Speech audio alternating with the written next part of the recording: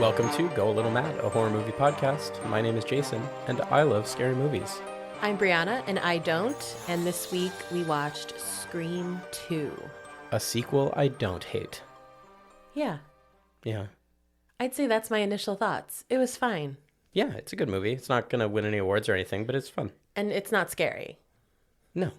Not at all. No, the Scream movies aren't scary. They're comedies. Yeah, but the first one is scary. It's not, though. Okay, well, do you have any other introductory thoughts? No, I mean, I think it's well documented, and if it's news to you, I'll just lay it out there. I am a huge Scream fanboy. I just love this franchise. I've seen all the movies. I've watched all 3 seasons of the TV show, even though they weren't that good. And I just can't get enough. I'm excited for the next one. I am generally, as you know, against franchised horror as a whole. I feel like it kind of dilutes it, but Scream, I mean, maybe just because it was like at such a formative time in my life, I will never get enough Scream. So I was super excited to watch this again. But isn't this your least favorite of the sequels? I would have said that before we watched it this time, but coming out of it, Scream 4 is probably my least favorite, now that I think about it. Which is the newest. No, Scream 5 is the newest. Oh. 4 was in like 2011. It had like Alison Brie and Hayden Panettiere. Oh. Yeah, it was fun. We'll get there. Yeah. We'll get there. And don't get me wrong, like it's my least favorite, but it's not bad. It's still fun. Okay, well, it was written by Kevin Williamson, and is that the same writer who wrote the first? It sure is, yeah. That's cute. And directed by Wes Craven. Also the same as the first. Yeah. Wes Craven is a legend if you don't know that. Oh, I know. Okay, just making sure. Starring Nev Campbell as Sidney Prescott. I only put 3 people. Courtney Cox as Gail Weathers and David Arquette as Dewey Riley. Yeah, I mean, that's all you need. They're the 3 stars. So IMDb supposedly lists them by like highest paid or there is a top billed. That's what it is. So IMDb lists it as the same orders in the credits. Guess who was number 4? Don't tell me. Jada Pinkett. Yes. Yeah. I was like, what? She was in it for 5 seconds.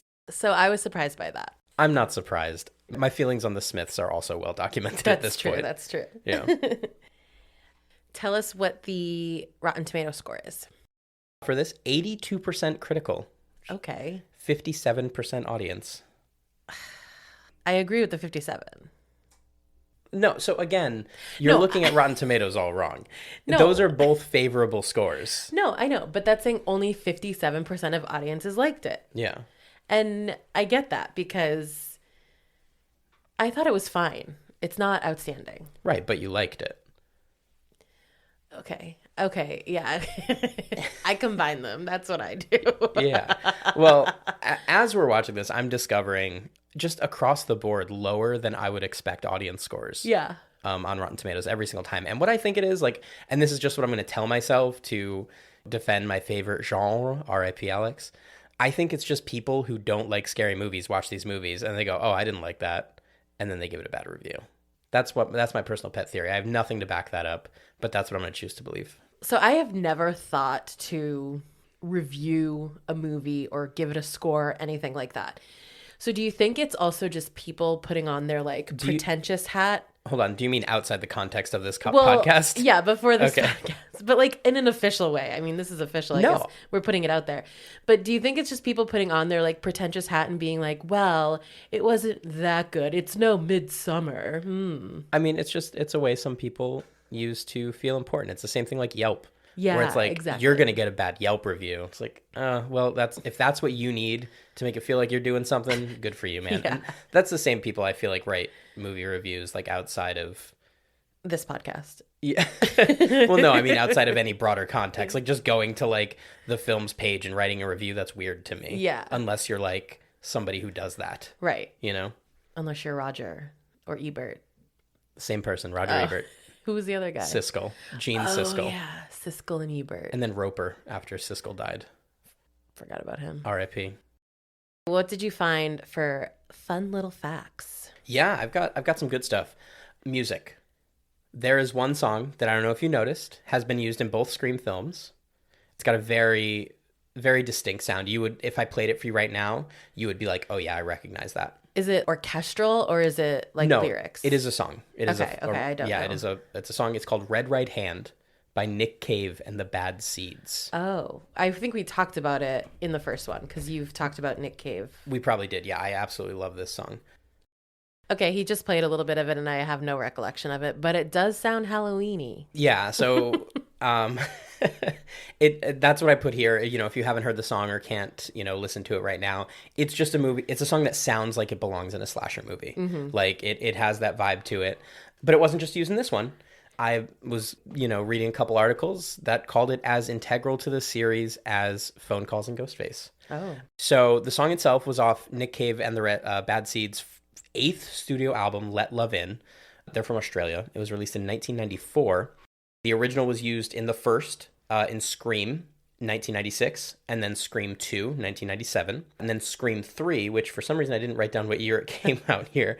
They actually remixed and re-recorded a new version for it.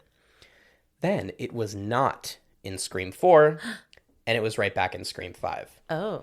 But interestingly enough, before Scream 4 officially was announced, or actually it was already announced, but before the official trailer premiere of Scream 4, a trailer leaked, and that trailer had Red Right Hand in the trailer. But then when the official trailer came out, it did not.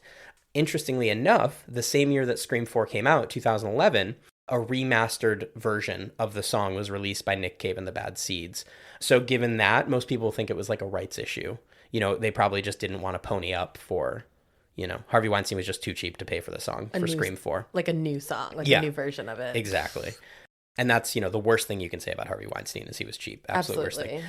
Personally, I love this song. I think of Scream every time I hear it. And if you haven't heard it, I definitely recommend give it a listen. It's a good spooky song.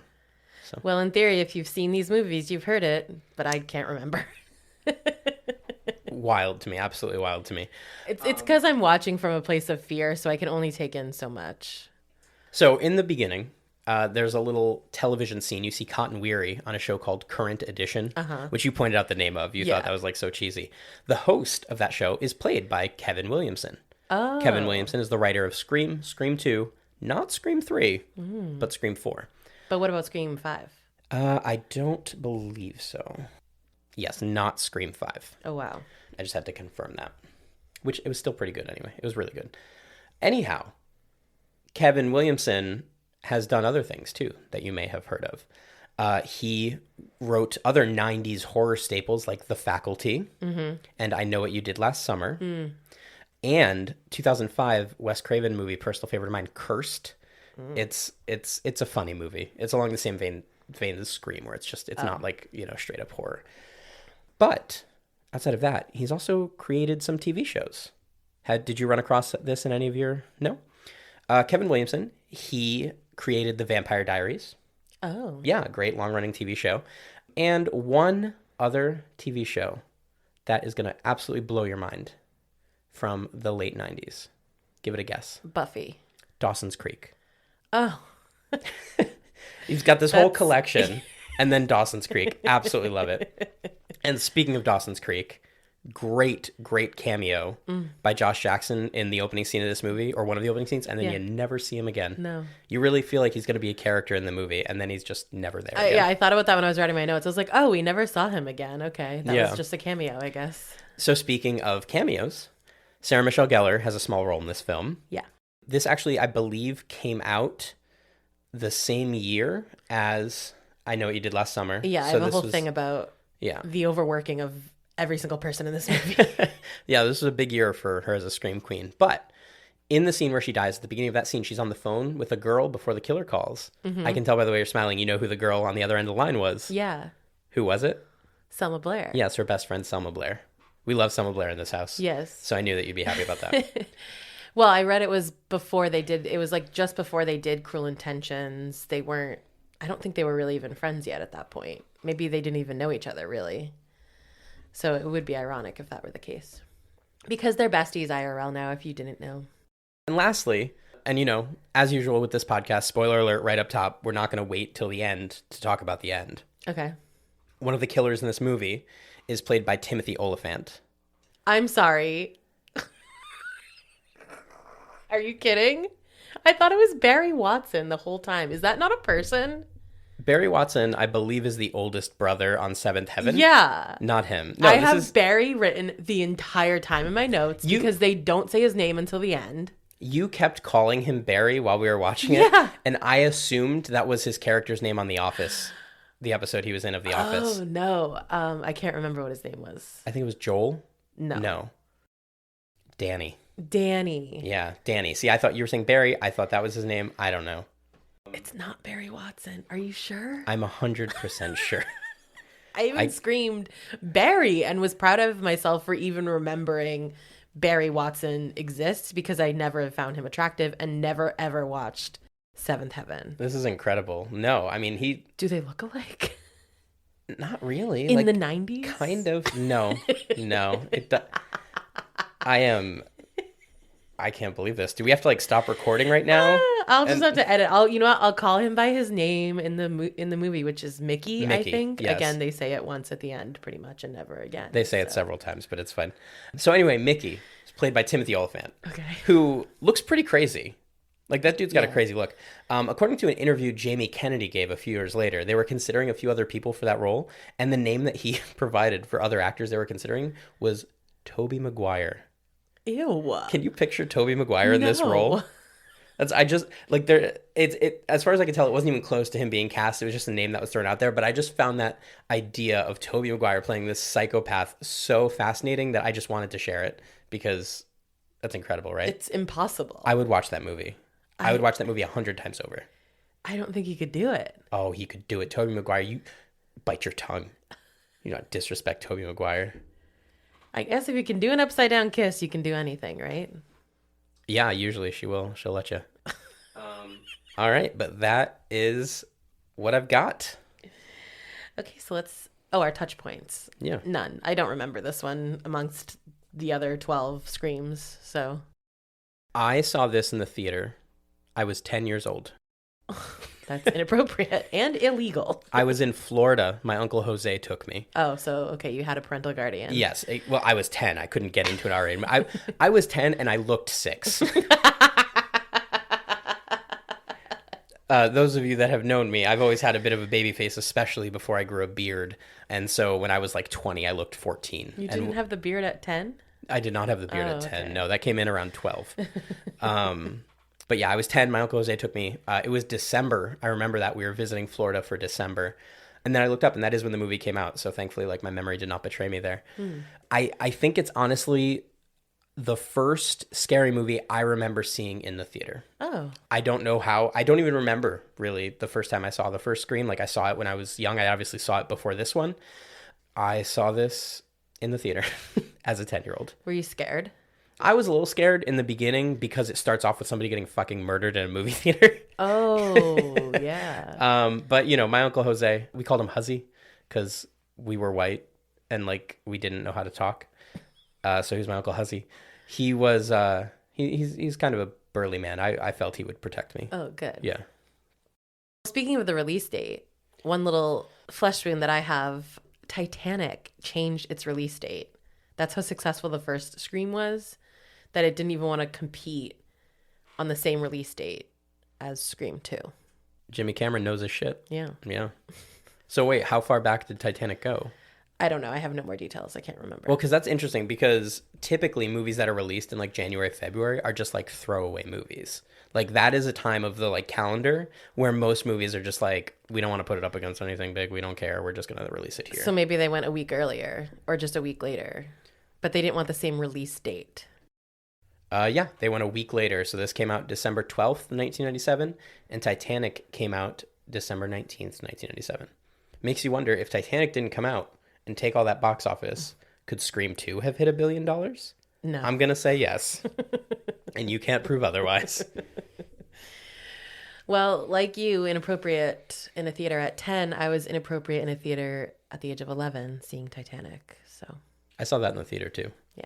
In retrospect, why? I just sat there for 4 hours. I was 11. What did I give a shit? Did you cry? I cried the entire time. I don't think I did. I remember I did like the movie. I watched it at home. We had the VHS that was 2 VHSs because it was too long to fit on one. And I remember watching it at home and enjoying it, but I don't think I cried. The first movie I remember crying at is Armageddon. I was like 14 and I bawled like a little baby. I cried there too. Yeah. Yeah.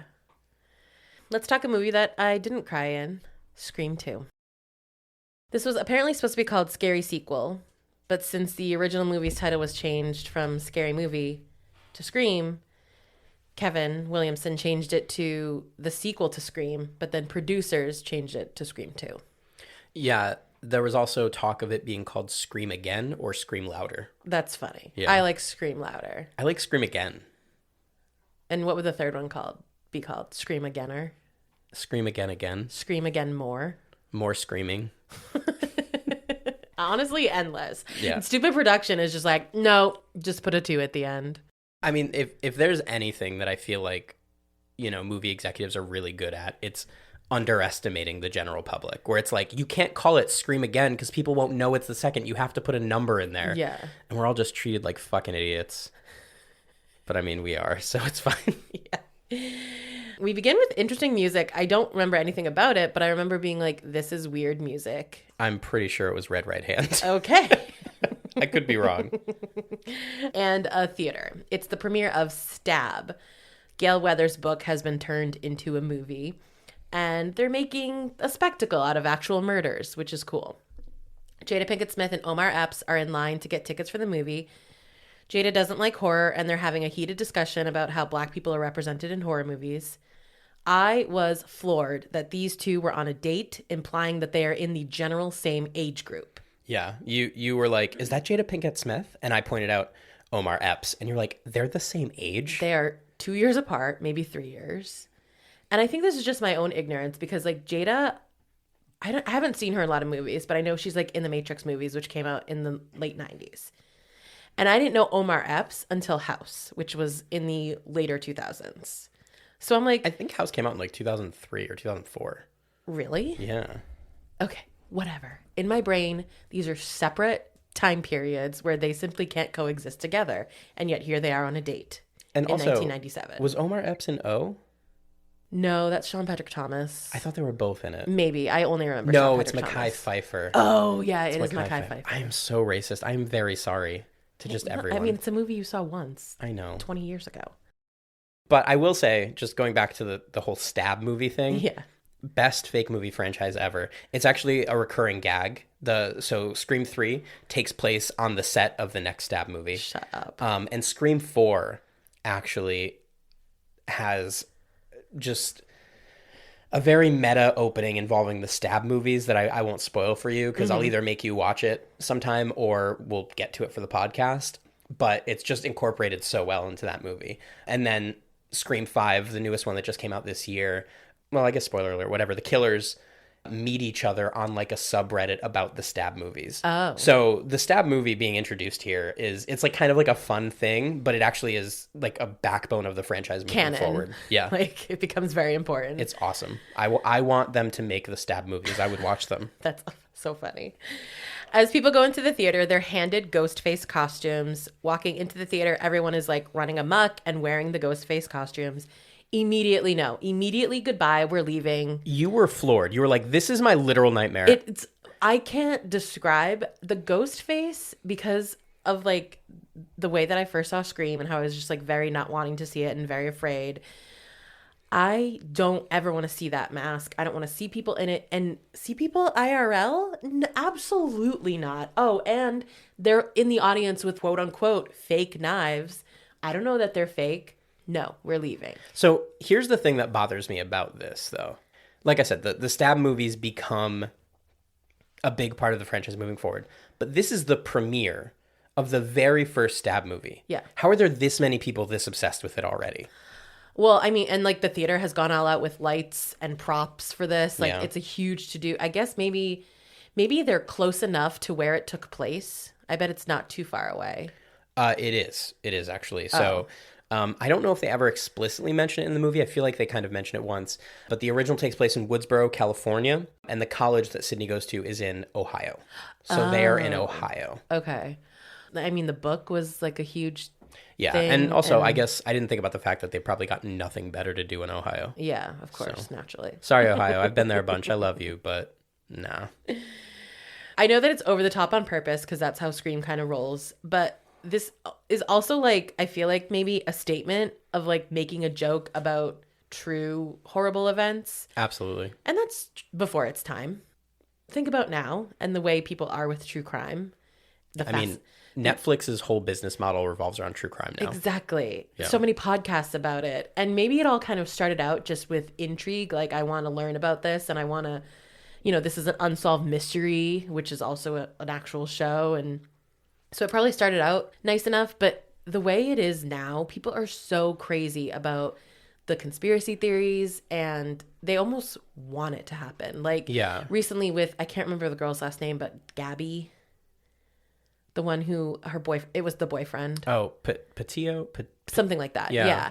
The way people were with that was so disturbing. It's like, you like that this happened. And that's how the people in the theater are. Well, I won't get too much into it because that's not this podcast and I'm certainly no expert. But there have been studies that show that when society is in a particularly unstable and bad place, true crime is often... people get more interested in it. So, for example, in 1930s Germany, people loved true crime. Absolutely loved true crime. And there was a couple other examples. Again, I'm not, the expert. That's why I don't really want to dive into it. But I think it's more a reflection of where we are as a society. Yeah. Than, I want to read like a psychology study on that. I'll find it for you. I don't want to read the study. I would like it summarized to me. Well, I'll read it and summarize it for you. Thank you. Yeah. Jada also hates it and she wants to leave. The movie starts and Heather Graham is playing Drew Barrymore. She looks dead already. I don't know if she was supposed to be like that, but she is dead. I think she's just pale because Drew Barrymore was pale in the original. No, it's the eyes. She has nothing. There's nothing in the eyes. She is... That's just how Heather Graham looks. She is dead. That's really mean. No. It's just her face. No. I'm telling you. I've seen Heather Graham in things before have an expression on her face, and she did not have one. But she turns on the shower and takes off her robe as people in the crowd shout for her to get naked, and Jada gets mad that she's getting naked for no reason. And she's like yelling at the screen. Yeah. Well, so is everyone else. Yes, but she's doing it in a very stereotypical way. Yeah. Which I feel like is another kind of nod back to that opening conversation where they're having that conversation about Black people in horror movies, and then they put a huge stereotype right in the middle of this. Yeah. The phone rings, and she leaves the bathroom to answer it. As she walks out, Ghostface appears in the window, and I gasped. Not a full jump, but I gasped. As she walks through the house on the phone, we see she's making popcorn, which makes no sense because she was just about to take a shower. Jada leaves to go get popcorn after rudely demanding money from Omar. Yeah, she's like, give me some money. He's like, you got money. She's like, I got money. I want your money. Yeah, it was so rude, but also, queen. When she leaves the theater, she takes a deep breath. Screams are heard from within the theater. That set her on edge. She's very nervous. She's me. It's also here that I realize she shall die. I was yeah. Well, that's what's going to happen here. She's definitely going to die. And then when she orders the popcorn, by the way, like, I already hate her. Just her general demeanor. Yeah. If you're on a date with somebody and they take you somewhere and you're not crazy about it, you don't just sit there and be a dick about it the whole time. Yeah. But the final nail in the coffin for me, they're like, okay, she is unredeemable. She goes up there and she orders a popcorn with no butter. Ugh, I know. What's the point? Why? Just eat a pile of sand. Ugh. While she orders that tasteless popcorn, two girls behind her are talking about how they hate the movie because it's based on a true story. When Jada goes back to the theater, her boyfriend pops out of the closet in the Ghostface mask. Not funny. We're breaking up. She's mad at first, but he's like, it's just a movie and it's great foreplay. Mm-hmm. Yeah, they actually had difficulty filming that scene because Will Smith just kept showing up and smacking Omar Epps. Then Omar goes to the bathroom. Jada goes back into the theater. It is so loud. Everyone is standing up, running around, throwing popcorn, pretending to stab people. I can't express enough how much I would hate this. Like, even the Ghostface thing aside, I have gone to midnight premieres of like Twilight and Harry Potter, and it's fun to cheer and it's fun to be like, ooh, when Jacob takes off his shirt. But this is over the top. It's so stupid. It would be so annoying to me. Real quick old man tangent. I miss midnight premieres. Yeah. I hate the 7 p.m. on Thursday premiere. I know. Like, if you go to a midnight premiere at 12 o'clock, like, you're there. You are there because you're a fan. Like, 7 o'clock on a Thursday is just like, you want to go to the movies? Oh, this just came out. Cool. I miss that atmosphere, and I feel like with COVID and just movie theaters just being fucking terrible generally, we're never going to get that kind of atmosphere again that you see in this movie. No. Like, we used to get them. I remember going to, Pirates of the Caribbean. Yeah. The midnight premiere. People would get pumped up, yeah, and I feel like that atmosphere is probably just gone now. Yeah. It's like, who else loves this as much as you do? They're at the midnight premiere. At least outside of cities. I'm sure places like New York City, up here, we'll never have fun again. Never. When he goes to the bathroom, there's 2 ghost faces at the urinal. He waits, but they're taking too long, so he goes to the stalls. One is taken, so he uses the other, which doesn't even close the door, by the way. As he's about to pee, he starts hearing this like weird murmuring in the stall next to him. I think he thinks someone is having sex, right? That's why he presses his head to listen. Yeah, I think it's more just like, I think he thinks somebody's like jacking off in there. Oh, okay. Yeah. I don't know why he'd want to listen, but as he does it, he looks like amused. Like he thinks it's funny. Like he's listening. He's like, oh, what the fuck are they saying? That's so funny, huh? Yeah. I'm swearing so much today. I'm so sorry, guys. It's okay. I forgive you. And he gets stabbed in the head through the ear. Yeah, he does. Which I feel like requires a massive amount of force through that metal stall and through a skull. I'm going to quote one of my favorite podcasters, Henry Zabrowski, right now. You thinking about it? Don't think about it. Right. Don't think about it. Back in the theater, Jada is shouting to Heather Graham not to do this and that, not run up the stairs, yada, yada, yada. And Ghostface sits down in Omar's spot wearing his leather jacket. He doesn't speak, but she assumes it's him. She hides in his shoulder when like something scary happens, and when she kind of like comes out of his shoulder, she realizes there's blood all over her hands. And Ghostface stabs her in the stomach. Yeah. Just right in the middle of the theater. It's honestly a genius place to commit a murder. If I'm sitting next to Jada, I'm looking over and being like, girl, what's up? What's happening here? Why are you in my space? And then she gets up and backs up. She's holding her stomach very dramatically. He follows her and stabs her again. Yeah, he does. Now we're standing up and no one's noticing. He then repeatedly stabs her and she dramatically moves toward the screen, somehow getting in front of it. And I can't over-explain the drama here of her death scene. It was like Shakespearean. The scream that she let out was just like, oh. It was incredible, honestly. It was like air being let out of a balloon when you like stretch the lip. You know what I'm talking about? So at this point, I'm like, wow, okay, this movie is way too over the top. But we transition to a college campus, apparently in Ohio. Sydney wakes up to a phone ringing, and it's basically an asshole pranking her. And you were like, how is she not triggered by that? And like my first like immediate response was like, because she's Sydney Prescott, she's a fucking queen. But then I remember that you don't have any context yet beyond the first movie. Right. Like Sydney is so badass. She is a survivor and she takes zero shit. And that is established through this movie and throughout the next sequels. Mm-hmm. She's incredible. And that's why she wasn't triggered. And I'm sorry for not remembering that you didn't know that. Well, and she's also not triggered because this has been happening and happening and happening. Yeah. Because of the book and now the movie release, people are just calling her all the time. Her roommate, Hallie, encourages her to wake up, and on the TV is an interview with Cotton Leary on Current Edition. Weary. Leary? Weary. Oh, Weary. Okay. You'll probably have to correct me again. He's been released and all charges dropped since Gail's book vindicated him, basically. Yes. I don't know if you mentioned, but for anybody who doesn't remember, he was accused of killing Sydney's mother in the first movie. Well, not really in the movie. It was before the movie. But yes, Sydney, he was having an affair with her mother. She saw him leaving the night she died. She testified that. He went to jail. Turned out it was her boyfriend, Billy, and his friend, Stu, who were the killers in the first Scream movie. So Cotton didn't actually do anything. But just important to note, doesn't mean he's a good guy. Yeah. There's also a news story about 2 teens who were killed at the premiere of Stab. That does trigger her. And when she leaves the dorm, she's ambushed by media. Meanwhile, in a classroom sits Buffy, Pacey, not Barry Watson. But Mickey. I even wrote whose name I can't believe I recalled. And Randy, who is from the first. And as this scene unfolds, like they're having this conversation in a classroom. And as it unfolds, they go from one character to another, and you were just gasping over and over again. They showed Sarah Michelle Gellar, and you're like, oh. And then when they show Joshua Jackson, you're like, Pacey? And then they show Timothy Olyphant, and you're like, you! Mistakenly, as it turns out.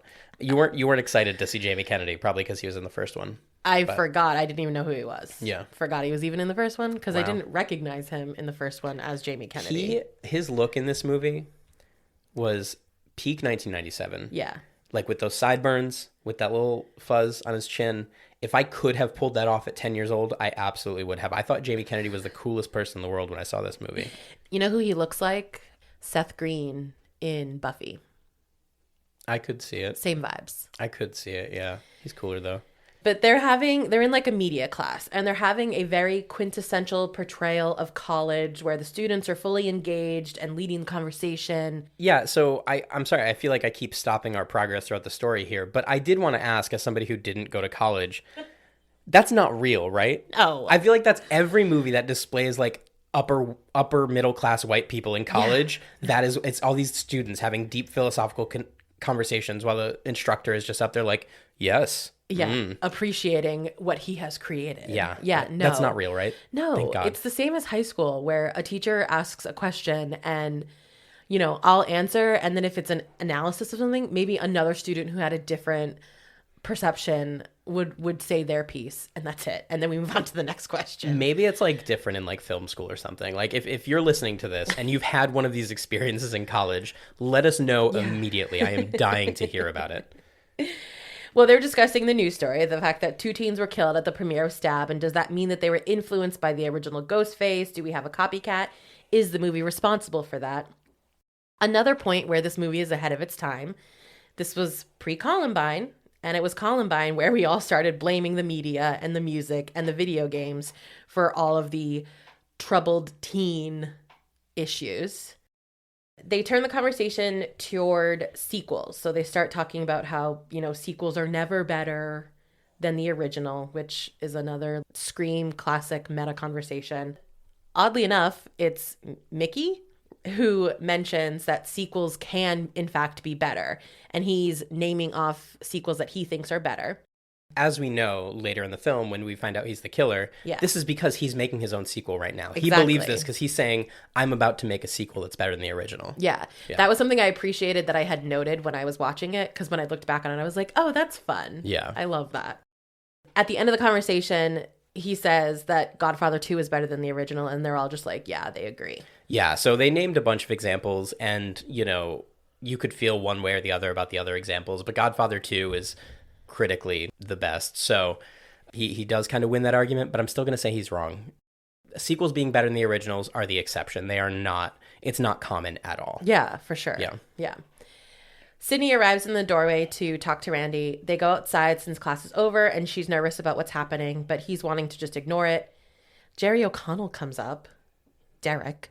Mr. Rebecca Romaine. Right.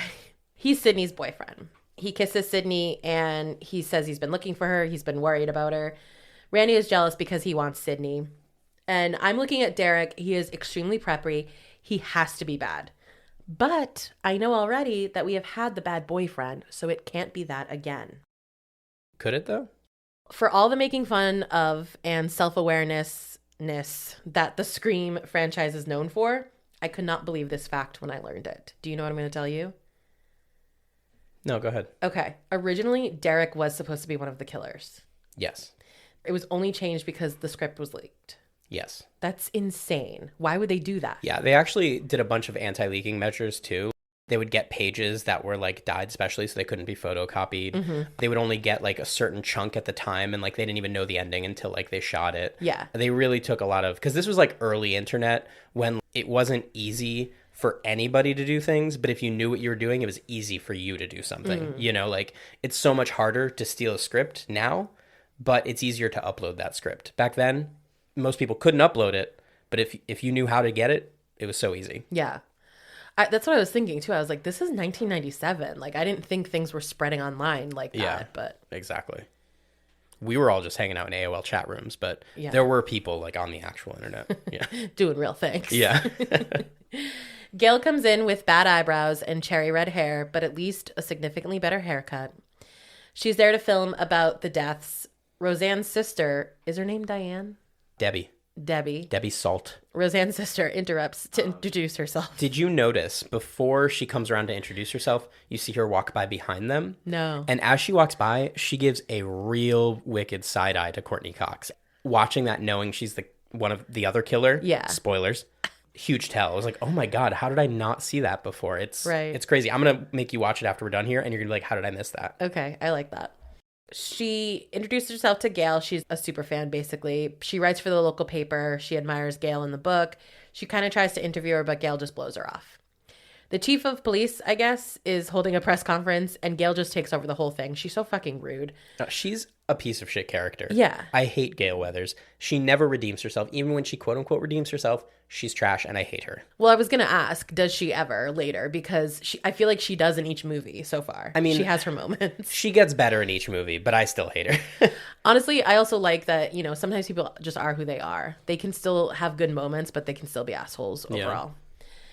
Rebecca Gayheart and Portia de Rossi walk up in a cloud of pastels to Sydney, Hallie, and her friends. They're in a sorority, obviously. Hallie obviously wants to be in it, while the girls clearly want Sydney to be in it. Rebecca looks exactly as she did in Urban Legend. It's like all these movies just happen at the same time. Yeah. And they did. So I did a little research. Scream came out in 1996. Scream 2 in 97. Urban Legend in 98. I Know What You Did Last Summer in 97. The sequel in 98. Cruel Intentions in 99, which I know is not horror, but it's like in this class of teen stars being in all the same movies. The Craft in 1996, which had Neve Campbell. The Faculty in 98. The Final Destination movies, I don't know when they came out, but same time. Halloween H2O. These stars were just all in everything at the same freaking time.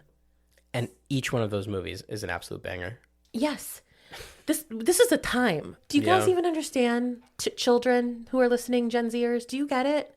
Oh, yeah. Talk down to them. They love that. You missed so much, and I'm sad for you. Okay, boomer. Let's move on. Sarah Michelle Gellar was in 3 of those, plus Buffy was happening at the same time. Pacey was in 3 of those, plus Dawson's Creek. And Neve was starring in Party of 5 at the same time. And Courtney was also scheduled with Friends. Neve filmed Party of 5 on Monday and Tuesday, and then filmed for the rest of the week on the set of Scream until 6 a.m. on Sunday morning. Do you ever think she messed up her lines and just started screaming on Party of 5? Yeah, probably. And lucky for Sarah Michelle Gellar, at least for this film, Buffy was not currently filming. My God, the money I hope they were getting at that time. Because they were working so hard. I hope they were getting paid. Absolutely not. Sydney sees Dewey wandering around and runs up to him. He's worried about her. She says she's been fine until now. She's looking forward to a role that she has in a play. I'm like, how is she not freaking out immediately? But I guess she's probably just trying to ignore it and not let it overcome her. Yeah. Dewey won't let her do that, though, and says whoever is doing this is trying to follow in the original's footsteps. And he also says he's going to hang around to make sure that she's safe. This also sounds like a convenient reason to stick around as the killer to me, but I know it's not him. Since the original script leaked, by the way, they kept it completely under wraps as to who was the killer. And the whole cast ended up taking bets on who was the killer. And David Arquette won. I originally read that as David Arquette was chosen as the killer, but it's just that he won the bet. So yeah. I don't know who he said. Probably or Mickey. Anyone else said, I mean, I feel like in retrospect, Debbie Salt is very, very obvious as a killer. Mickey less so. But Debbie is she's a new character that the other new characters are inside Neve's friend group at college. So you expect that. Right. But Debbie is just a new character who pops up out of nowhere and gets several scenes. Yeah. And that, to me, is just that's a huge red flag right there. This person is obviously a killer. Yeah. But you know what's funny is I knew the killer was Billy's mom, whoever that was going to be. Yeah. But I wasn't watching the movie wondering if Billy's mom was there at all. I was just we'll find out at the end that it's Billy's mom. The end.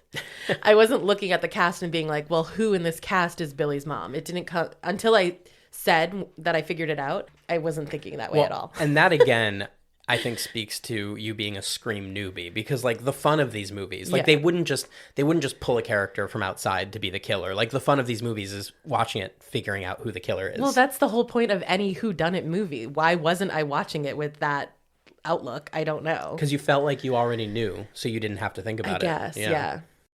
Derek doesn't like Dewey. He's kind of like, who's this guy? And she's like, oh, it's just an old friend, which I don't get why she wouldn't have just elaborated. Gail comes up to them and asks Sydney how she is, but really wanting some kind of interview because, of course, she's a sleazebag. And then Cotton comes up to them, and Gail starts the segment as like the first time Sydney and Cotton are reuniting.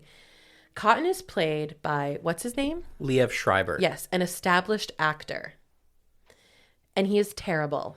You were so angry you were yelling at the TV. I didn't think he was bad at all. I think by the end of the movie, I figured he was just going for this like not well adjusted after prison life vibe. But it takes the entire movie, I feel like, for that to come across. He is weird. He is playing this weird. I don't think he was a bad actor. I think whatever he was doing was intentional, but it just didn't work for me. It came off weird. Sydney ends up punching her. And I love it. Again, that's two movies, 2 times Gail gets hit by Sydney. Yeah. Cotton is upset, but Sydney leaves. Gail runs over to Dewey, who encourages Gail to leave Sydney alone. He's mad about how he was portrayed in her book, and she apologizes. Dewey is too good for Gail. He is so nice. He's so wholesome. Yeah. And I will die on that hill. They should not be together because she is trash. Well, I love what he says, which is that he's sorry for misjudging her.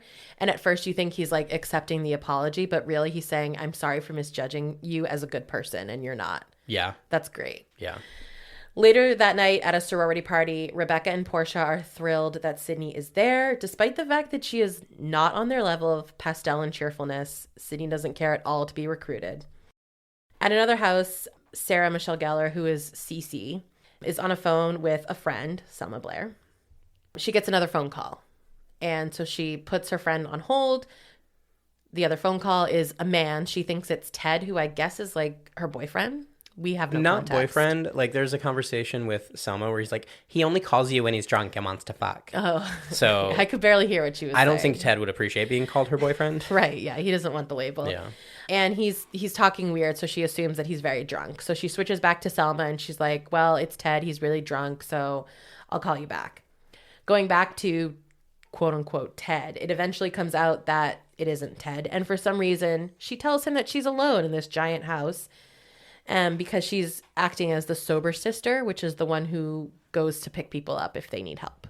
That's nice. The killer, as he gets more and more aggressive, like it was very hard for me to keep a straight face because like it is very hard to sound threatening when you're calling somebody Cece. Like, I'm gonna gut you, Cece. Yeah. That just sounds silly, honestly. He says, do you want to die tonight, Cece? And also, like, what kind of question is that? No. Bye. Yes.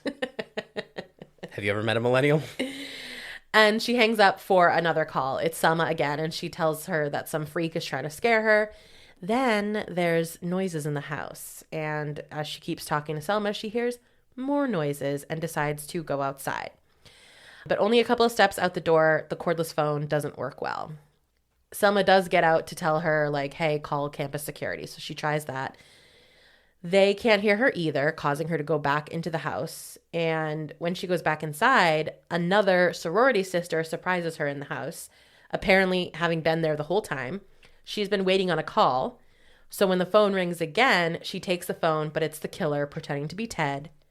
Meanwhile, the killer slips in through the open door that Cece left open. Yeah, I feel like instead of calling campus security, you just sprint down the street. Yes. I can't imagine this sorority house is in the middle of nowhere. Right. Like, you can just run in any direction and there will probably be a house full of people.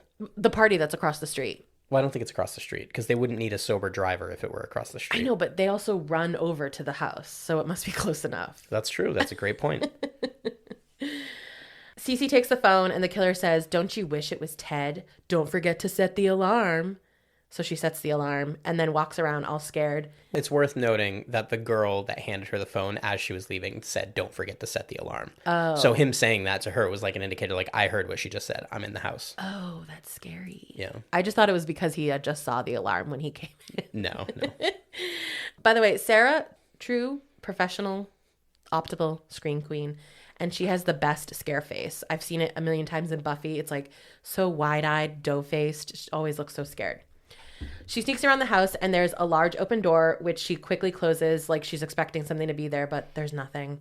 The phone rings in the hallway, and it's one of those clear phones that I wanted so badly in my youth. You audibly made noise when this clear phone came into frame. You were so excited. Yeah. Why don't they do that? Like, would you love a plastic transparent iPhone? Because I would. Oh my God, no. That'd be so cool. I want it. It would look boring inside. Not like a real phone. Like, those looked cool. All right. When she says hello, the killer bursts out of the closet. She runs, goes upstairs. She hits him with a large potted plant, runs up another set of stairs, and tries to toss a bike at him. It's all to no avail. In a bedroom, he grabs her and throws her through a balcony window. He then stabs her in the back as she screams, then throws her off the balcony, and we see her dead body on the ground. Yeah. And then, as they fade to the next scene, Everclear kicks in, which I loved. I love Everclear. I just want to live in 1997 for the rest of my life. It was the best year of music and film, probably. This was a great sequence. So a little bit about how Sarah Michelle Gellar got in the role and everything. She signed on without even reading the script. Despite that, though, supposedly her and Wes Craven did not get along. And there's a character in Scream 3 that was supposedly written to make fun of her. Parker Posey's character. I see Sarah Darling. I'm going to look that up. Hold on. Apparently they clashed often, and Wes supposedly didn't like her diva behavior. Gellar has denied any issues, but fans think the Sarah Darling character is meant to be an unflattering portrait of her. Oh, no, it was Jenny McCarthy's character. Ugh. That's offensive. Rude. That is. But I think that was before she was, actually harmful to society. Yeah, it was before we knew she was terrible. Yeah. Back to the party, the girls are trying to recruit Sydney. It's not working. Randy came back with drinks, and Sydney wonders what took him so long. So I was like, ooh, is he the killer? I would not believe Randy was the killer for a moment. Again, I don't think I remembered at this point that Randy was from the first one. They definitely tried to make him a little bit of a red herring between this and a couple other lines about him just kind of being desperately in love with Sydney and stuff. So they kind of set that groundwork where you're like, oh, he's jealous, so he's the killer. Yeah. But no, my boy would never. Sydney steps away from the group, and Derek comes over to chat with her. Sirens can be heard in the background, and the sorority girls come running over to say that they're going to go to the other house to see what's going on. Everyone is very excited to go see what happened, but Sydney just knows. You can tell. At the crime scene, Gail arrives, and Diane, that's her name? Debbie. I just wrote Roseanne's sister every time. Debbie. Mm-hmm. Okay. Debbie already has the lowdown. She's all like, oh, you're just getting here? It's not good. It's because she killed that girl. Points. Yeah. Points made. Dewey is also there, and Gail tells him it's happening again, and he says, you'd love that, wouldn't you? She would, though. I know. Derek tells Sydney to go get her jacket, so she goes back inside, and the phone rings. She's compelled to pick it up. She just knows. Outside, Derek asks, are you coming? And starts walking off. She says, almost, and picks up the phone. It's the killer. She tells him to show your fucking face, and he says, my pleasure, but his response is in real life, not through the phone. He's there. She gets away, and Derek comes in to save the day. Dewey comes in later, finding Derek on the floor with a solid slash in his arm, and then he runs through the hall, which leads to another door outside, and the sorority girls are just standing there like, is everything okay? At the police station, Mickey hangs by Hallie, the roommate, after being interrogated. Hallie goes off to get coffee, and then Mickey sits next to Sydney, and she says that she knew it was coming, that this wasn't over. She looks over at Derek, who's getting bandaged, and talks about Cece, like that poor girl. She clearly feels responsible for this. Derek, he could have been killed. Mickey says Derek needs to realize that it's the 90s and you can't play the hero anymore. He also asks her why she went back inside. And I feel like she realizes, oh, it's because Derek told me to, and she kind of looks over at him. And this is where maybe the doubts start coming into her head about Derek. The cops and Dewey question Derek because he's an obvious suspect based on previous events. Later, Dewey and Gail are with the cops putting together that the names of the 3 people killed match the names of the people the killer killed in Woodsboro. So Cece's real name is Casey. That's a reach, but okay. And there was someone... Why is that a reach? Because that's not a nickname for Casey. Okay. I was like, okay, whatever. So I guess someone named Casey was killed. Someone named... Dewey's sister. And then someone like Omar Epps, maybe his last name was Stevenson. Oh, no, that was Tatum. Casey was Casey Becker. That was Drew Barrymore. Sorry. Okay. And then Omar Epps' last name was Stevenson, so someone named Steven was killed. And then I didn't catch the other name. Maureen Prescott. Oh, yeah. Was Sydney's mom, and they used the name Maureen or something. But yes, it was somebody's last name. And yeah. Meanwhile, Sydney is encouraging Derek to stay away from her. You know, it's for the best. And Derek says he'll take his chances, but she pushes. And he says, are you concerned with my well-being? Or no, he says, you're concerned with my well-being, not with trusting me, right? And she's just like, I don't want you getting hurt. And he's like, well, I don't want you getting hurt. And this scene pissed me off watching it. It's like, dude, her last boyfriend literally killed her mother and tried to kill her. Yeah. Like, if she's having trust issues, maybe don't take it so personally. Exactly. Like, just let this play out. I know, rich white man. It is hard to believe it's not about you, but this is not about you. Dewey and Gail leave the station. She says she also wants to help Sydney and herself too, of course. The media bugs Gail, and then they ask about Dewey, and she says Dewey's a good guy, unlike some of us. In the cafeteria, Mickey sits down at a table with Derek and Hallie, and he asks Derek if Sydney would let him interview her. And Hallie's like, sure. She's turned down like Diane Sawyer, but okay. For you, she'll say yes. And then Sydney comes and sits down. She also has 2 cops with her, so she basically has bodyguards. Yeah, she's got like Secret Service detail. It's pretty cool, honestly. And I don't quite know what the conversation was that led to it, but Derek ends up doing this whole Tom Cruise in Top Gun thing. He sings I Think I Love You. And dances along the cafeteria tables. Yeah. Theater kids are the fucking worst. Okay. Truly. So everyone can hear, and it makes her happy, which is nice. But also a huge violation. Yeah. Given the last conversation we saw between these two, he should not be doing this. Right. Again, you're just making it about you. Right. And I hate you. And I'm glad you die. He's a preppy frat boy. What more do you want from him? I don't know. The bar to be higher? It simply can't. So at the end, everyone cheers and claps. He gives her a necklace, and it's his Greek letters. And Hallie says he'll get killed for that. So apparently it's a big deal. I had to look this up. Have you ever heard of this? I know you famously didn't go to college, but have you ever heard of someone giving their Greek letters? No. Didn't even know you got a necklace. Me neither. But I went to GreekU.com, and it is a big deal, and it has a long history. It's called lavaliering. Oh, is it like the college equivalent of like giving a girl your Letterman's jacket? I guess, yeah. So a frat brother can give his letters to one woman only, and there's a ceremony involved. It's like a rite of passage for serious college couples. You need permission from the frat brothers before doing it, which Derek did not get. And it's also expected that these couples become engaged. So it definitely has like a strong and serious meaning behind it. So it's like a promise ring. Yeah.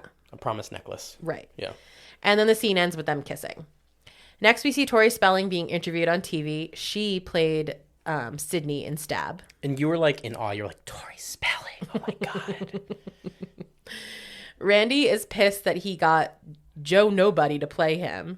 Even Dewey at least got David Schwimmer, which is really funny. It's a good Friends reference.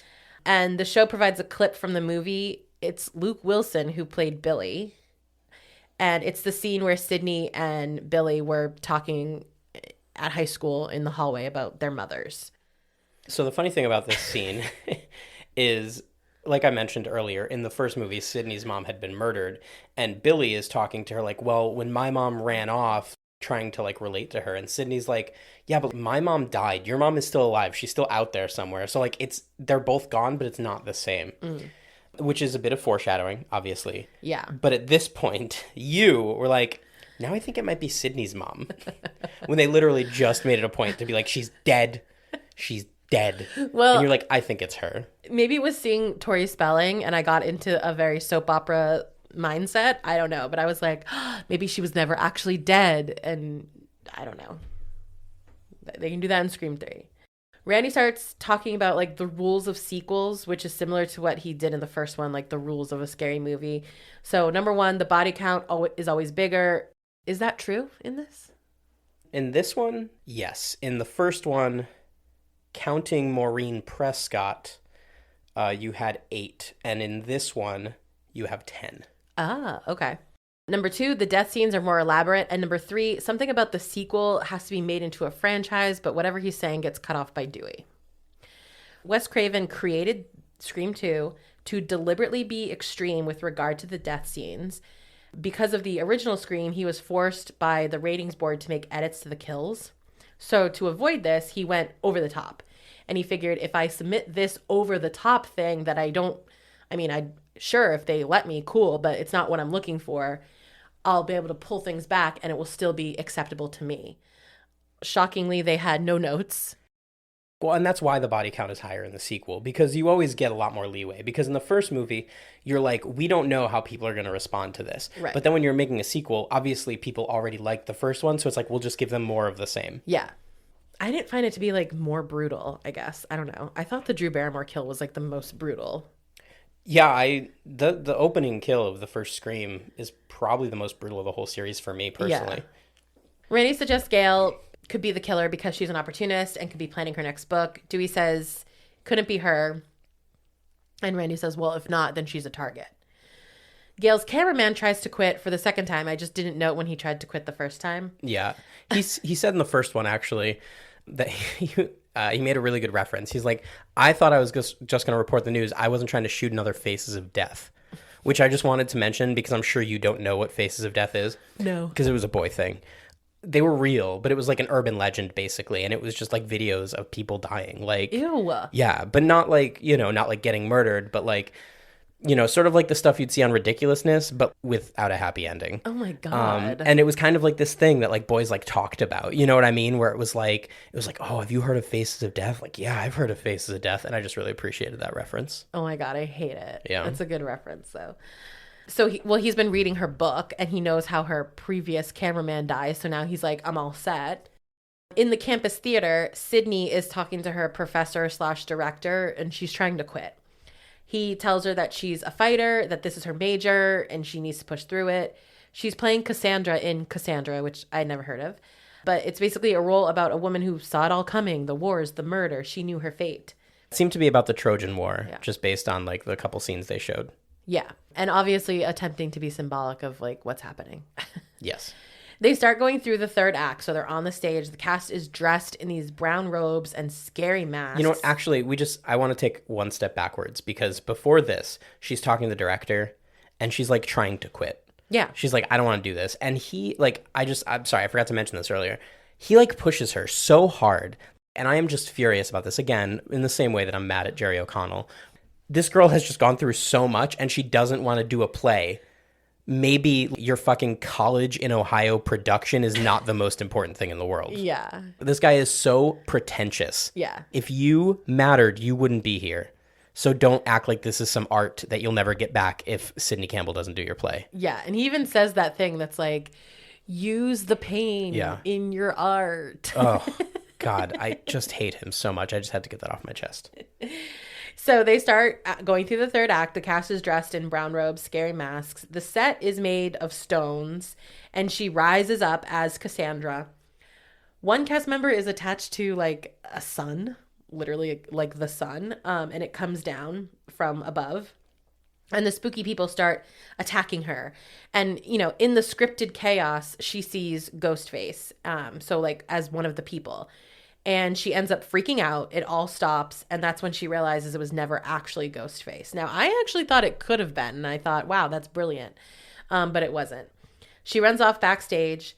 Derek comes in as her escort. I guess she has an escort to bring her like class to class and place to place.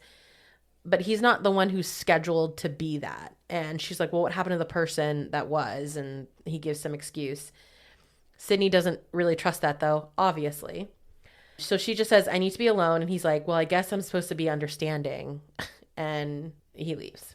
Meanwhile, Gail, Dewey, and Randy are outside in the square of the college, and they're talking about the killer, assuming the killer is recreating Woodsboro. Her cell phone rings, and it's about work, and she's like, Bob, I'll call you back later. And in the side conversation, we learn that her character in the movie was played by Jennifer Aniston. The cameraman leaves to get a snack because he hates this conversation, and they start trying to figure out if there's a pattern so that they'll know who the killer is going to go after next. Her phone rings again, and once again, she's like, later, Bob. When it rings again, Randy grabs the phone, and he's like, she'll call you later, Bob. But it's the killer. It's not Bob. And at this point, I remember that Randy is about to die, and I'm really sad because I always, in my brain, I constantly think he's killed in the third one. And it's because in the third one, they show a video that Randy recorded before he died. Oh. And he's like, if you guys are watching this, I'm dead and you're in a trilogy, so here's what you need to know. And he like gives them the breakdown again. Oh, I love that. And in my head, for whatever reason, I always think he died earlier in Scream 3 before they show that. But it's here, and I'm so sad because, like I said, I thought he was the coolest person in the world. Well, he's a character to me that I would think would go through all of them. He absolutely should have made it through, yeah. The killer's like, I don't mean to interrupt. You seem, engrossed in conversation, but so this means that he can see them. So they decide, with the killer on the phone, I assume he would hear this entire conversation, to split up to find people who are on phones and, see if they're the killer. It doesn't work, but Randy keeps him on the phone. And as the call goes on, Randy goes off on how lame Billy and Stu were, and it's even more lame to imitate them. Randy is standing at Gail's van. The doors slide open, and he's scooped up by Ghostface. He gets stabbed a bunch, and when the killer leaves, there's just a grotesque amount of blood dripping from the van. Yeah, and as he's pulled in the van, the noise is masked by 3 guys walking by, one carrying a large boombox, and just dancing as they walk. It was peak 1997. I loved it. Gail and Dewey, who have gone off to look for people, realize that they've lost track of Randy, so they head back to the van. They find his body, just as her cameraman returns with some Dunkin' Donuts. Ghostface also left the mask, and that goes untalked about, but I feel like there's got to be hair fragments in there. Yeah, probably. We don't care. In the library, Sydney is working on a computer, and it freezes, so she asks the guy next to her, and he's like, well, you have an IM. That's an instant message. I miss those. Me too. It's not the same as a text. It's not. No, or a DM. Absolutely totally not. Different. She's not signed on, but he says you don't have to be if it's someone within the library system messaging you. And it says, you're going to die tonight, in all caps. So he's yelling at her. She jumps out of her... Or it's Debbie Salt, and that's just how old people talk on computers. True. It's like, how do I get the big letters to go away? Whatever, I don't have time for this. She jumps out of her seat, and the cops run up to her, and another message says, the cops can't save you. They abandon her to go look around, and she's standing in a doorway. Cotton comes up behind her. Cotton is weird. Why is he even on this campus? They didn't need to include him at all, but I know that they wanted us to think that he was the killer. Yeah, and I mean, he's there at this time to find Sydney, to talk to her about this. But, go away. Yeah. You're in Ohio? Go back to California. What? Yeah. So he's just, demanding her time. He says that he has a solution to their problems, a Diane Sawyer interview. I don't know what he thinks her problem is, but it's not a lack of exposure. Yeah.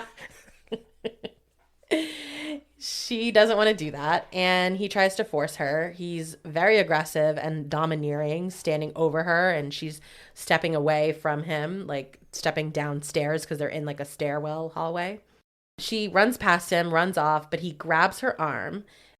She does get away from him, running out of the stairwell, drawing the cops' attention, and they grab Cotton. Back to the police station we go. Sydney is upset about Randy, and Cotton is being questioned by the cops. He claims to have just been having a heated conversation because of their complicated past. And he's kind of aggressive, but he's not lying. In the end, they're forced to let him go. He runs into Gail and asks her if she's here for the show. She's like, don't do anything stupid, Cotton. And his response is, Gail, you were so instrumental in my freedom. You're not having character doubts now, are you? And he says that with a smirk. And this was just really dumb. Again, they're just so deeply, obviously trying to make us think that he's the killer.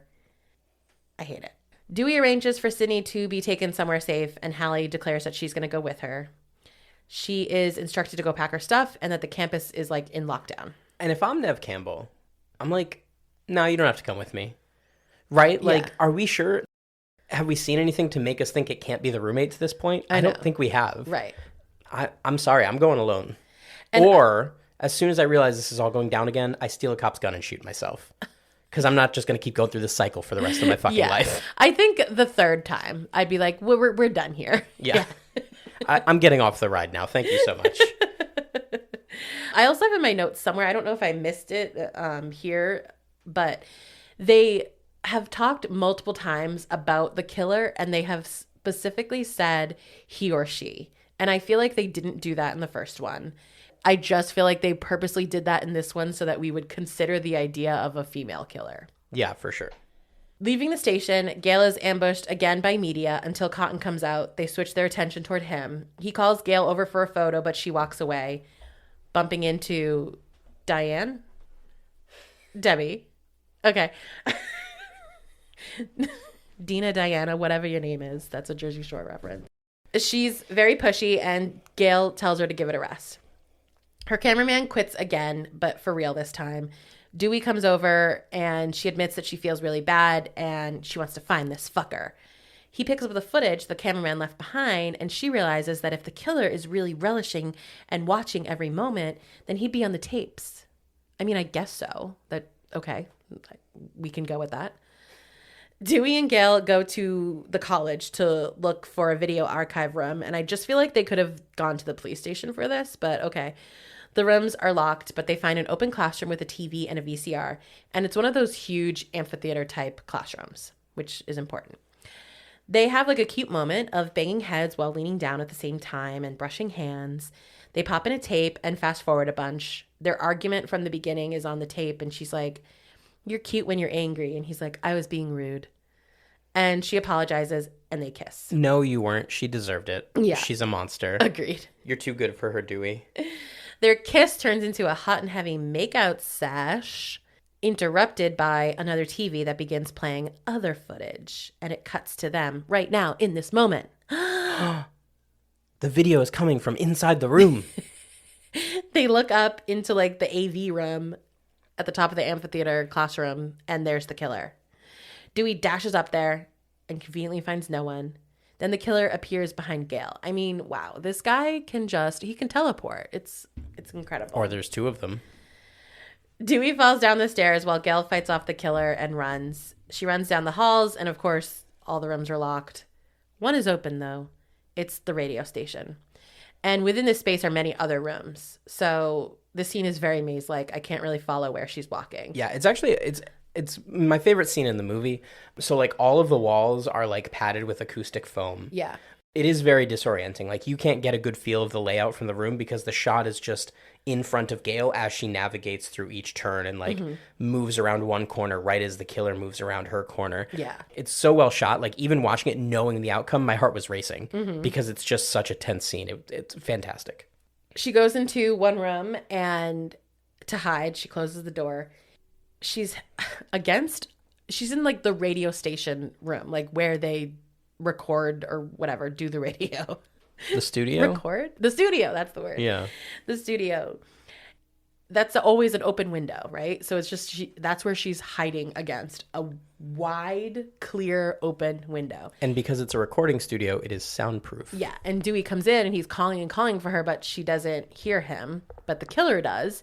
And he comes over and stabs the absolute shit out of Dewey. And it takes her too long to notice. Yeah. You were like, I didn't think he died. Don't worry, he doesn't die.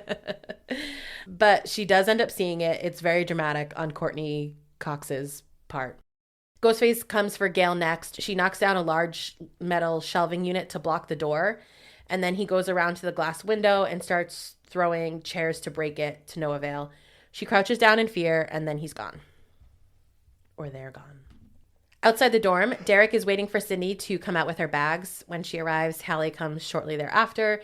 Derek says goodbye and that when this is all over, he'll still be here. She kisses him and they leave.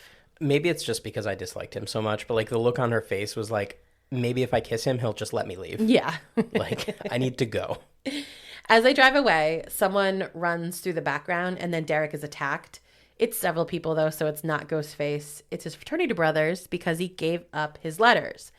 Rebecca and Portia are also there for some reason. They go to the theater. They tie him up to that sun prop that comes from up, and they throw beer on him. It's like a weird hazing thing. Meanwhile, the cops who are bringing Sydney to the safe house stop at a red light, and I just knew it. I'm like, well, here we go. Here we go, in the words of the Joker, Heath Ledger version. Hallie asks where they're taking them, and the one in the passenger seat says, if we tell you, we'll have to kill you. I'm sorry. Who can I call? You're fired. That's pretty insensitive. I know you won't get fired, but like, who can I call? The other cop says something about like, don't ask, don't tell. So we're also making jokes about that. Then Ghostface attacks. He seemingly kills the one in the passenger seat. The other tries to shoot, and I'm really foggy on what happens here, but the driver is out of the car. Ghostface is driving. The driver gets killed. And then the one who we thought was dead attacks and is like on the hood of the car. Ghostface is driving, ends up crashing. And the cop that was on the hood is definitely dead now because he has a metal fence post through his skull. Ghostface is knocked out in the front. The girls are stuck in the car because they're in an actual cop car where you cannot open the doors in the back. And they have, what do you call that? A fence between them? What is that?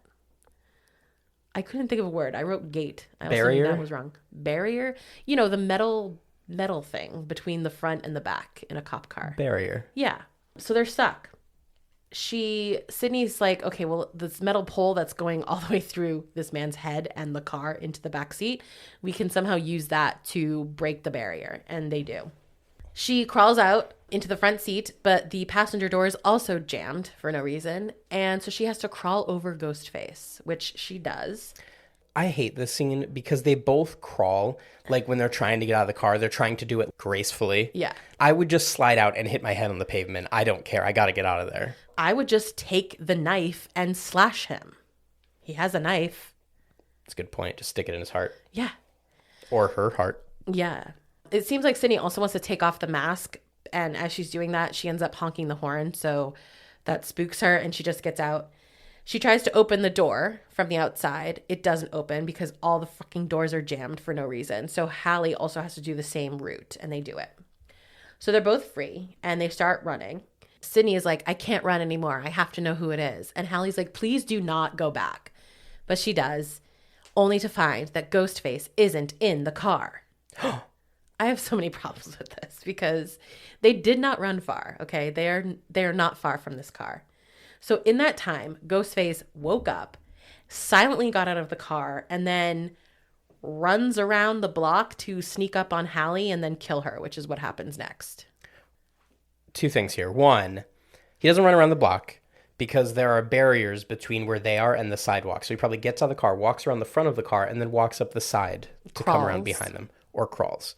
Quickly. Two, though, and this is the really important one, in these movies, the killer is superhuman. That is just a fact that you have to accept at every turn. The killer has abilities beyond those of your normal person, at least when they are in costume. Yeah. Their powers are gone when they're in their human form. Exactly. But so yes, Hallie is stabbed to death. By the way, along with Derek in the original script, Hallie was also supposed to be the other killer. They were having like a secret relationship behind Sydney's back. And the only way to get out of that is kill her. I guess. It's either that or just like hurt her feelings a little bit. Can't have that. One or the other. Yeah. What's more fun? What's more dramatic? That's true. Back to Gail. She ran into the hallway and runs into Cotton. Again, why is Cotton here? And he has bloodied hands. He claims to have found Dewey and was trying to help. But again, she was in the studio, which had a glass wall. And like, wouldn't she have seen any of that happen?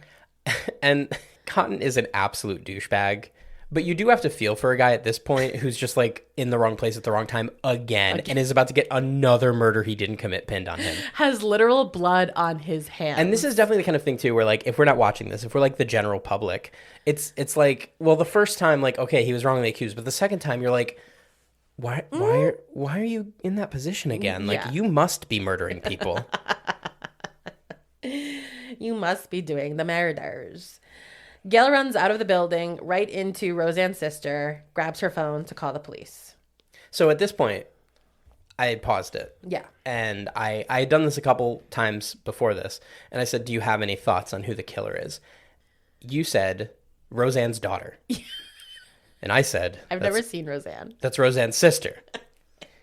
And you said, oh... And then I said, what's her motive? And you said, she's the boyfriend's mom. Yeah. So you had it fully figured out at this point. I was proud of you. And then when they did the reveal, like 10 minutes from now, you were so proud of yourself. You were smug beyond belief, despite the fact that you knew before the movie that it was someone's mom. Yeah. In the theater, music is playing for some reason, and Sydney runs in calling, hello. So many questions. Did the killer just kill Hallie and run? Did she follow the killer to the theater, but the killer was so much faster that he had time to turn on the music? You know, again, superhuman. I forget. She's on the stage, and the sets begin dropping down to block her in. And then comes down Derek. Again, he was attached to the sun. And when he came down, sounds insane. You said, I knew he was going to die on that. Yeah. He's been up there because of the frat, and he's like, I don't know, knocked out or drunk or both. And he's like, I thought I would be up here until opening night. Ghostface comes up, and the voice sounds super fake. He unveils himself, and I wrote, it's Barry Watson. Yeah, you actually said out loud, you went, Barry? Why didn't you ever correct me? Like I said, I thought Barry was his character's name from The Office. Oh. Okay. So that's why I thought you were just referring to him as that. I really can't get over it. I cannot devote as much mental energy as it would take to figure out what's going on in your brain sometimes, you know? Like, I just kind of have to make assumptions and fly with it. There's so much. He starts by attempting to convince Sydney that Derek was in on it. Derek says he's lying and asks her to untie him, and then he starts lashing out at Mickey, saying, I'll fucking kill you, you're dead. Which is an interesting choice of words to say when you are tied to a son and a man has a gun on you. I mean, that's just 101, though. Like, you start making threats. Like, you know you're about to die. You just start saying whatever. Mickey promptly shoots him, and he mumbles to Sydney, as Derek, as he dies, that he would never hurt her. You almost feel like she's starting to feel a little guilty about, like, having doubts about him. But, like, one, you wouldn't have been able to untie him in time, even if you believed him. Yeah. And two, given your trauma, it's okay, Queen. Okay. Yeah. It's okay. Mickey tries to make her feel bad, saying Derek is so innocent. He's really nice. He's promising. He's a boy to take home to mom, if you had a mom. He also says that he wants to get caught because he has it all planned out. He'll blame the movies because it hasn't been done before. He says it's all about the trial, the spectacle of it all. It's Foxwoods. The spectacle of it all. Nobody outside of New England is going to get that joke. Sorry, guys. She has Derek's letters necklace in her hand, and she says, one thing you forgot about Billy is I fucking killed him, and uses the letter necklace to slash his face. It is the smallest necklace. This is so dumb. It is, but think if you got hit in the face, like whipped across the face, that fucking hurt. I guess. Wouldn't that really hurt? I mean, it would sting a little. I mean, you've got necklaces. I think we need to do this for science. Let's test it. I'll slash you with it. No, I'm slashing you. You're the one who says it wouldn't hurt. No, I'm Sydney in this. Right, but I already think it hurts. You're the one who thinks it doesn't hurt. I'm telling you it hurts.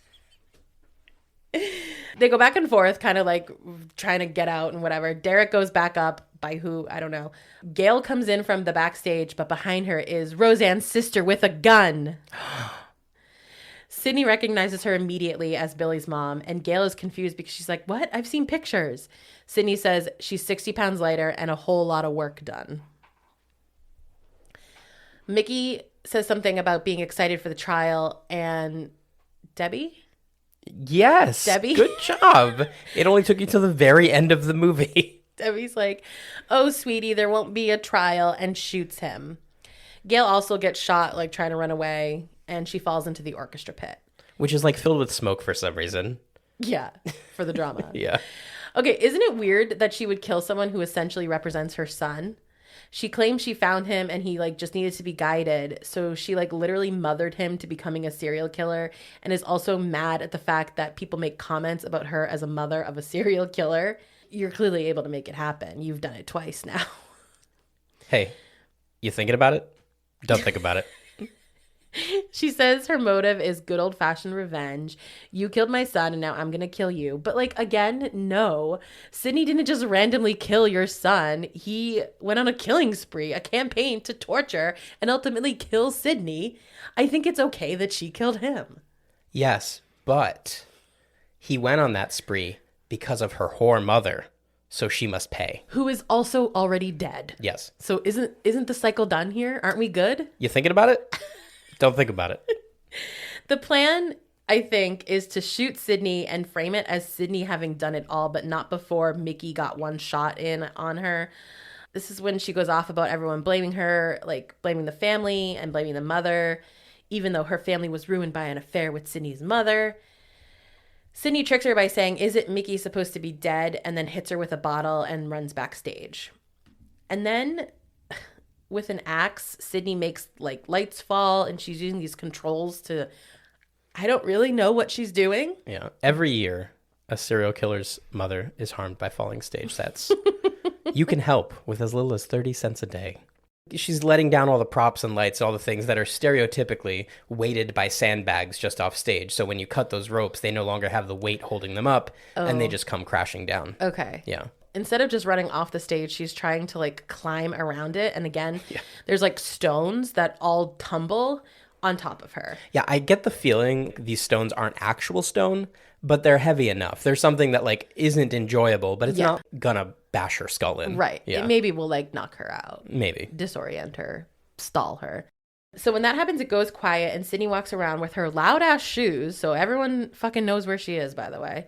It's called stage presence. And Debbie comes bursting through the set, stabbing at her like a mad woman. She pins Sydney down and is close to stabbing her when a shot is fired. It's Cotton. Okay, so they both get up. So I guess he didn't shoot them, right? He shot at them, but maybe didn't hit anyone. Yeah, he just like shot in the air, I think, to get attention. Mrs. Loomis has Sydney with a knife to her neck. Sydney tells him that this is Billy's mom and that she's the killer. He gestures to Mickey and she's like, he's also the killer. And Cotton is like shaking and tripping everywhere. He's not great at holding a gun. It's like, okay, we get it. He could never be a killer. Now we see that. Billy's mom tries to convince him that she'll make him a star if he lets her kill Sydney. Cotton's like, oh, Sid, you're in a predicament. She makes a good point. So Sydney bargains with the Diane Sawyer interview and agrees to do it. This is insane to do to a teenager, by the way. Her mom just died and you were there at the wrong place at the wrong time and a teenager saw it and just said that. Yeah. It was your lawyer's job to prove that you didn't do it. Well, and I also feel like he was just kind of buying time. I don't think he was actually going to like let her kill her. Maybe. I don't think he's going to be like, you promised Diane Sawyer. Like, I do. I don't. No, I don't. Okay. Cotton shoots. They both fall. Roseanne's sister is dead. Is she? He says, wow, that was intense. Okay. He says, I need you to know I won't do anything to hurt you ever. And she asks him for the gun and he hands it over. He says they need to get their story straight. She bends down toward the mother for some reason and Gail grabs her arm from the orchestra pit asking for help. They lift her out and she asks if she's really dead. And Sydney's like, I don't know. They always come back. And in that moment, Mickey jumps up, spinning around and screaming as though nothing ever happened. Sydney and Gail shoot him too many times. They should have no more bullets. And now he's really dead. Sydney turns around to look at the mother and shoots her in the head, quote, just in case. Can't blame her, honestly. No. Outside, Gail's cameraman returns asking if she's okay and encouraging her to get the scoop like the old days. They hear someone shout, we've got a live one. And it's Dewey, and she's so happy he's alive. She hops into the ambulance with him, abandoning the story. Aw. Oh, she still sucks. I wrote, wow, she's learned what's really important. David Arquette. Sydney is ambushed by media yet again. They're asking how it feels to be a hero, and she directs them to Cotton because he's the hero. He offers his business card to them, letting them know that his story comes at a price, which is why I know he will call her for the Diane Sawyer interview, because they were getting money for that. I don't know. I feel like it could be, and this is why I feel like he didn't hold her to it, because he didn't necessarily want her to do the Diane Sawyer thing. He just wanted to be on TV, and now he doesn't need her to be on TV. Oh. Because she kind of gave it to him. She kind of was like, ask Cotton, he's the hero. And that kind of sets him up to just take all the interviews and make all the dirty money he wants. I thought you were like implying that he was changed, but no, sorry. he just didn't need the other person. Sydney walks off alone and friendless once again, and the music sounds, not want to say happy, but it's not reflecting of someone who's walking away friendless and alone once again. What it is She Said by Collective Soul, but guess what it was supposed to be? Red Right Hand. No. Oh. What? What other song is 1997? Walking on the Sun by Smash Mouth. No, that would be amazing. What? Bittersweet Symphony by The Verve. Yeah, but I bet the rights to that were super expensive. And they got involved in that lawsuit, too. That's why it was so expensive, because of the Rolling Stones. Yeah. So it's sampled illegally, but then they got sued and yada, yada. So it became more expensive. But also, I mean, it was using at the end of Cruel Intentions. And I'm sorry, what is bittersweet about this moment? It is all just bitter. It is all just terrible. I mean, it's sweet because you lived. I guess, but am I going to play Bittersweet Symphony? I don't know. At the end of Cruel Intentions, there's also death, but it just fits there. It doesn't fit here. Agree to disagree. And that's the end. The end. Until Scream 3. So do you want to talk about our scores? Yeah. Jump score. Like a 4. There's barely any jumps in this movie. Yeah, it's a 2. Oh, okay. All right. I'm sorry. Yeah. Nightlight. 2? Like 0. Yeah, there's nothing scary here for me. Are you proud of me? I am very proud of you, yeah. A Scream movie and I rate 0? What did you give for Horror Buff? 7. Okay. This is just a good movie. It's not going to blow your mind. It's not breaking any new ground. It's not supposed to. It's just fun. It's a lot of fun. And for that, I'm going to give it an 8. Now, I talked myself up to an 8. Oh, okay. I love this movie. I love all Screams. Well, my Scared Kid, I originally wrote 0, but as always, I think about it more, like while we're talking about it here. And I'm going to give it a 3. Only for the remnants of what I know to be true, which is how much I hate Ghostface. And my neophyte is a 7, because this was a good movie. Yeah, it's a good movie. You will not enjoy the next one so much. I know. My cousin told me nothing happens to the end, which thrills me. It's not exactly accurate. See a liar. It definitely is a slow burn, and it does ramp up towards the end, but there will be parts you don't like for sure. Okay, well, what we're talking about is The Witch, so we'll be watching that for next week. Yeah. And thanks for listening to Go a Little Mad. Please be sure to follow or subscribe to us on your favorite pod platform, and like us on Instagram, Facebook, and Twitter at Go a Little Mad Pod. Visit goalittlemadpod.com to continue the conversation about each episode, and you can help us spread the word with a quick review and 5-star rating, which you can do every single time you listen. Or grab some merch from our TeePublic site. Your sharing makes all the difference. And if you're still listening at this point and you're thinking about, what kind of horror you want to watch, Midnight Club on Netflix, my boy Mike Flanagan, it'll get you there. It's fantastic. Can't recommend it enough. Yeah, and Mike Flanagan, he really needs indie podcast support to get him up there. So. Oh, I tagged him on our Instagram story yesterday. Nice. I was hoping we'd become friends. Yeah. No luck yet, but if anybody out there has Mike Flanagan's info, get him my phone number. All right. I tweeted Lee Wannell and he didn't respond. We're nobodies. We're always going to be nobodies. But he wanted us to tweet if we cheered, and I cheered, and I really thought he would be excited by that. But didn't he say that years ago? Yeah, it doesn't matter. He's moved on. It was 2020. It wasn't that long ago. He's moved on. You should too. All right. Goodbye.